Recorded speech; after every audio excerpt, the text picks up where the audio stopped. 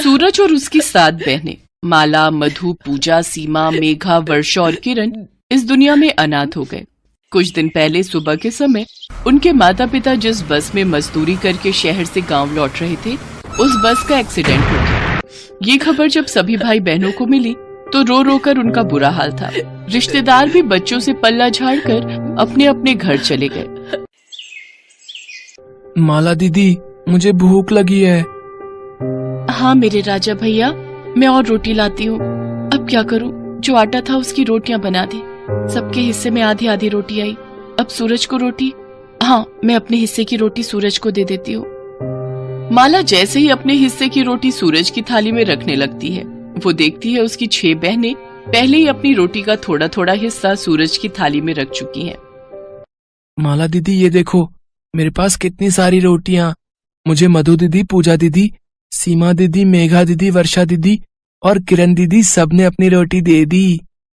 माला दीदी, हम सबको इतनी भूख नहीं थी। हाँ दीदी, सूरज हमारा छोटा भाई है। अगर वो पेट भर कर खाएगा तो हमें लगेगा कि हमारा पेट भर गया। इसीलिए हमने अपनी रोटी में से थोड़ा थोड़ा टुकड़ा सूरज को दे दिया। दीदी, मेरी प्यारी बहनों, तुम सब बहुत समझदार हो। माँ बापू के जाने के बाद सूरज बहुत उदास रहने लगा है। हमें अपने भाई को हर खुशी देनी है, खुद को कितनी भी तकलीफ हो जाए, पर हमारा भाई हमेशा मुस्कुराता रहे। अब से हम यही कोशिश करेंगे। मैंने गांव के जमींदार साहब से बात कर ली है। वो हम सबको अपने खेतों पर काम दे रहे हैं। अब हम सब मिलकर मजदूरी करेंगे और सूरज को पढ़ने के लिए शहर भेजेंगे। फिर सूरज की अच्छी नौकरी लग जाएगी। सब कुछ कितना अच्छा हो जाएगा। हर साल रक्षाबंधन का त्योहार आता। सभी बहनें मिलकर अपने भाई को राखी बांधती, उसकी लंबी आयु की कामना करती। अरे वाह दीदी, ये बैट बॉल तो बहुत अच्छा है। तुम्हें पसंद आया ना? ये देखो, हम सब ने तुम्हारे लिए नया कुर्ता पजामा भी खरीदा है। माला दीदी, हम सब ने लड्डू बना दिए। लड्डू? आज तो मजा ही आ जाएगा। मैं तो हर दिन रक्षाबंधन मनाऊंगा दीदी। आप सब मेरे लिए इतना करती हो। बढ़िया बढ़िया कपड़े, खिलौने, मिठाई। सच में रक्षाबंधन का त्योहार तो मुझे बहुत ही अच्छा लगता है। क्या हुआ दीदी? मैंने आपको कहा था ना, हम सब बहनें आज के दिन नहीं रोएंगे। पर मधु दीदी, आज रक्षाबंधन के दिन सूरज की बहुत याद आ रही है। याद तो हम सबको आएगी ही। आखिर सूरज हमारा इकलौता भाई है, हम 7 बहनों की जान है। पर वो तो अपनी पत्नी के कहने पर चल रहा है। शहर में नौकरी लगती उसने हम सबको बिना बताए सुनैना भाभी से शादी कर ली। और जब पिछले साल हम सब बहनें अचानक उससे मिलने शहर गए, आपको याद है ना, सुनैना भाभी ने और सूरज ने हमारे साथ कैसा बर्ताव किया था। सूरज, तूने शादी कर ली, शहर में घर बसा लिया और हमें बताने की जरूरत भी नहीं समझी। हम सब तेरे आने की राह देख रही थी। कितने साल तो तूने शहर में पढ़ाई में लगा दिए, मुश्किल से एक बार मिलने के लिए आया। ऐसा क्यों किया तूने? अरे तुम सब उसे क्यों तंग कर रही हो सकता है उसकी कोई मजबूरी होगी जो वो नहीं आया। तो क्या हुआ, हम सब बहनें उससे मिलने आ गई। सूरज, मेरे प्यारे भैया, कल रक्षाबंधन है तो हमने सोचा कि हम इस बार अपने हाथों से तुम्हें राखी बांधे, इसीलिए हम सब बिना बताए आ गए। सुनैना भाभी, ये आपके लिए कुछ उपहार लाए थे। हमने सोचा पहली बार आपसे मिल रहे हैं, आप देखकर बताओ कैसे हैं। मैं इस तरह के कपड़े नहीं पहनती हूँ, ये सब तुम जैसी गांव की गवार ही पहनती हैं।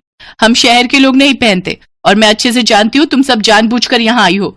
तुम्हें पता है तुम ये 2-2 रुपए की राखी बांधकर अपने भाई से अच्छे खासे पैसे और महंगा सामान वसूल कर ले जाओगी। मैं सब जानती हूँ तुम जैसी बहनें बहुत चालाक होती हैं। तुम सब जानती हो कि सूरज एक बहुत अच्छी नौकरी कर रहा है और लाखों रुपए कमा रहा है, और हमने ये नया फ्लैट भी खरीदा है। कहीं ना कहीं तुम सबके मन में यही चल रहा होगा कि जितना पैसा तुमने सूरज पर लगाया है वो वसूलने का समय आ गया है। क्यों, मैं ठीक कह रही हूं ना? भाभी, आप ज्यादा बोल रहे हो। हम सब ने ऐसा कभी नहीं सोचा। सूरज हमारा छोटा भाई है और हमें जान से प्यारा है। किरण, चुप हो जाओ, भाभी के आगे मत बोलो, वो ओहदे में तुमसे बड़ी है। माला दीदी, एक बार आने से पहले बता तो देती, हमारे भी कुछ पर्सनल काम होते हैं। आप सबके सब आ गई हो अचानक से।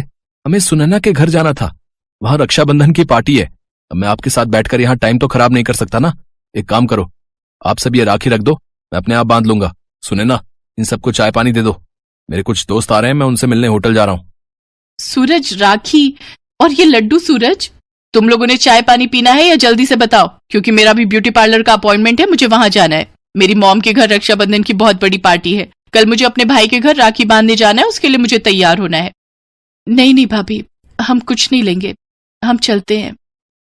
सभी बहनें अपने भाई सूरज को याद करके रो पड़ती हैं। तभी जमींदार साहब आ जाते हैं। माला बेटी, ये लो मेरे मोबाइल पर शहर से सूरज की पत्नी सुनैना का फोन आया है। बात ही कुछ ऐसी थी कि मैं खुद ही चला आया, नहीं तो तुम्हें बुला लेता। लगता है सूरज किसी तकलीफ में है। सुनैना बहू घबराई हुई है। क्या हमारा भाई तकलीफ में है? जमींदार साहब, एक बार फोन मिलाकर बात करवा दो, मेरा तो मन घबरा रहा है। हेलो माला दीदी, हेलो। सुनैना फोन पर रोने लगती है। सूरज का एक्सीडेंट हो गया था जिसमें उसके कई चोटें आई थी। सूरज को खून की जरूरत थी जो उसकी बहनें ही उसे दे सकती थी, और अस्पताल में सूरज की हालत देखकर सारी बहनें फूट फूट कर रोने लगी। सूरज को बचा लो माला दीदी, उनकी हालत मुझसे देखी नहीं जा रही।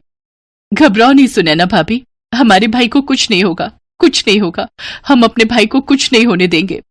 सारी बहनें मिलकर सूरज को अपना खून देती हैं। सूरज को जितना खून चाहिए था उसे अपनी बहनों से मिल जाता है और भाई बहन के रिश्ते की जीत होती है।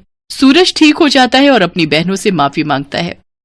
दीदी, मुझे माफ कर दो, मैंने तुम्हारे साथ क्या नहीं किया, अपनी बहनों को अकेला छोड़ दिया।